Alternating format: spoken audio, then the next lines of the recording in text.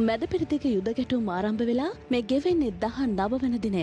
ඊයේ දින ඊශ්‍රායලය එල්ල කළ ප්‍රහාර හමුවේ ඉරානයේ ප්‍රධාන ආරක්ෂක නිලධාරී අලි ලරිචානි ඝාතනය කර ඇති බව ඉරානය නිල වශයෙන් තහවුරු කළා. එසේම මේ ප්‍රහාර හමුවේ ඉරාන අභ්‍යන්තර බසීජ් මිලිෂියා බලකාය යන දෙන නිලධාරී ගොලම් රෙසා සුලේමාන්ද මිය ගොස් ඇති බවයි ඉරාන රාජ්‍ය මාධ්‍ය මේ වන විට තහවුරු කර ඇත්තේ. ලරිචානිගේ පුත්‍රයාද ප්‍රහාර හමුවේ ඝාතනය කර ඇති බව ඉරාන රාජ්‍ය මාධ්‍ය පවසනවා. ඒ අනුව යුද්ධය ආරම්භ වූ පෙබරවාරි 28 වනදා ඝාතනය කළ ඉරානයේ උත්තරීතර නායක අයතුල්ලා අලි කමේනිගේ ඝාතනයෙන් පසු ඇමරිකා ඊශ්‍රායල ප්‍රහාර වලින් මියගිය ඉහළම පෙළේ නිලධාරියා අලි ලරිජානි. අලි ලරිජානි සහ ඔහුගේ සමීපතමයන් ඝාතනය කිරීමට ප්‍රතිචාර ලෙස ඊශ්‍රායලයේ ටෙල් අවීව් වෙත ඉරානයේ ප්‍රහාර එල්ල කළා.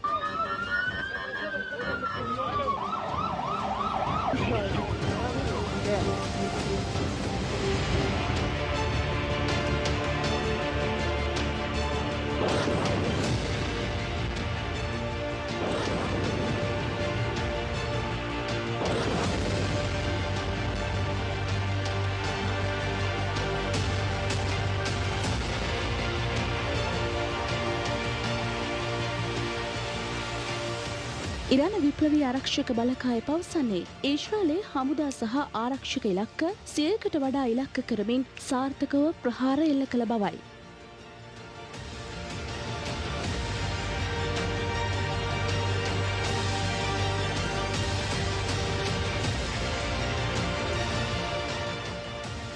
ඊශ්‍රායල් අග්‍රාමාත්‍ය බෙන්ජමින් නෙතන්යාහු පිළිබඳව මේ වන විට බොහෝ දෙනාගේ අවධානය යොමු තිබෙනවා. බොහෝ පාර්ශ්ව පවසන්නේ ඉරාන ප්‍රහාර හමුවේ මේ වන විටත් ඔහු ඝාතනය වී ඇති බවයි. කෙසේ වෙතත් ඊශ්‍රායල් අග්‍රාමාත්‍යවරයා ජීවතුන් අතර තවමත් සිටින බව තහවුරු කිරීමට ඊශ්‍රායලයේ සමාජ මාධ්‍ය ඔස්සේ ඔහුගේ වීඩියෝ මේ දිනවල පළ කරමින් සිටිනවා. ඒ අනුව ඊයේ දිනත් අලි ලරිජානිගේ ඝාතනයෙන් පසු ඊශ්‍රායල් අගමැතිවරයාගේ වීඩියෝවක් මෙලෙස ප්‍රචාරය කළා.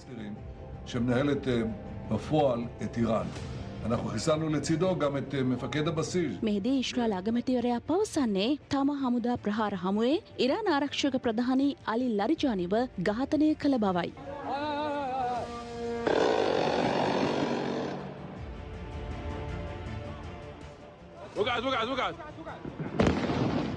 මේ අතර බැග්දාද්ගේ එක්සත් ජනපද කාර්යාලයට ඊයේ දිනත් ඩ්‍රෝන ප්‍රහාර එල්ල වූ බව විදෙස් මාධ්‍ය වාර්තා කර තිබෙනවා. ඒ අනුව ඉරානය එල්ල කළ ඩ්‍රෝන ප්‍රහාර දෙකම සාර්ථකව මැඩ පැවැත්වුවත් තුන්වන ඩ්‍රෝන ප්‍රහාරය තානාපති කාර්යාල පරිශ්‍රයට එල්ල කළ බවයි ඉරානය පවසන්නේ. මේ අතර අලි ලරිජානිගේ ඝාතනය සම්බන්ධව අදහස් දක්වමින් ඉරාන විදේශ අමාත්‍යවරයා සඳහන් කළේ ඉරානයේ ඉහළ පෙළේ නිලධාරීන් ඝාතනය කිරීම තුළින් ඉරානයේ පසුබෑමක් කිසිසේත්ම සිදුවන්නේ නැති බවයි.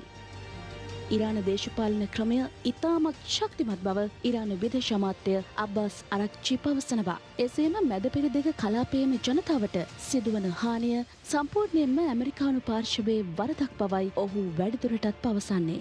මම දන්නවා අපේ කලාපයේ රටවල් මේ වෙද්දි කලබල වෙලා ඉන්නේ. ඒ වගේම කලාපයේම ජනතාවට හානි සිදු වෙලා තියෙනවා කියලා මම පිළිගන්නවා. මේ සියල්ල ඇමරිකාවේ වරදක්. අපි මේ යුද්ධය ආරම්භ කළේ නෑ. අපි අපිවම ආරක්ෂා කරගන්නවා විතරයි. මේ අතර ඊයේ දින ඩුබායි ජාත්‍යන්තර සම්මේලන සහ ප්‍රදර්ශන මධ්‍යස්ථානය අසලට ඉරානය මිසයිල් ප්‍රහාර එල්ල කළේ මෙලෙසින්.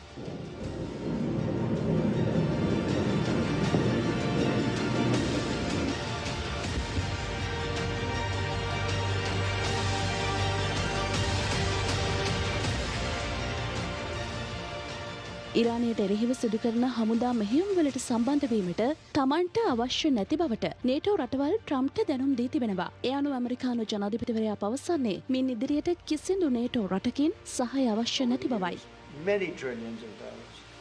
ඉරානයේ න්‍යෂ්ටිකවියක් නිපදවීම වැළැක්වීමට ඇමරිකාව ගන්නා මේ උත්සාහයට නේටෝ සංවිධානය සහාය දක්වන නමුත් ඔවුන් මේ යුද්ධයට සහාය දක්වීමට මැලිකමක් දක්වන බවයි ට්‍රම්ප් ප්‍රකාශ කරන්නේ. මේ හේතුවෙන් නේටෝ සමාජිකත්වය ගැන නැවත සිතා බැලිය යුතු බවයි ට්‍රම්ප් වැඩිදුරටත් ප්‍රකාශ කර ඇත්තේ.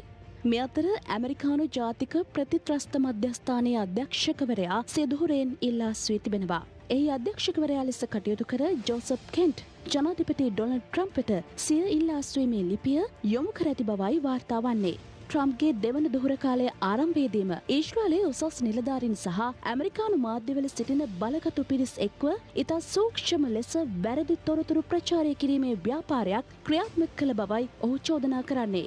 ඒ තුළින් ට්‍රම්ප්ගේ ඇමරිකා ෆස්ට් ඒ කියන්නේ පළමුව ඇමරිකාව යන ප්‍රතිපත්තිය සම්පූර්ණයෙන්ම යටපත් කර ඉරානය සමග යුද්ධයකට අවශ්‍ය වටපිටාව සකස් කළ බවයි කෙන්ට් වැඩිදුරටත් සඳහන් කර ඇත්තේ.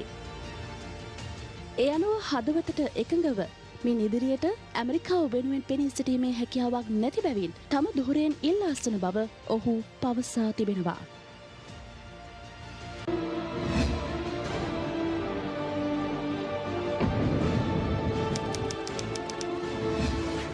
රටේ ලෝකෙ සිදුවන උණුසුම් පුවත් දැනගන්න සියත නිවුස් YouTube channel එක අදම subscribe කරන්න.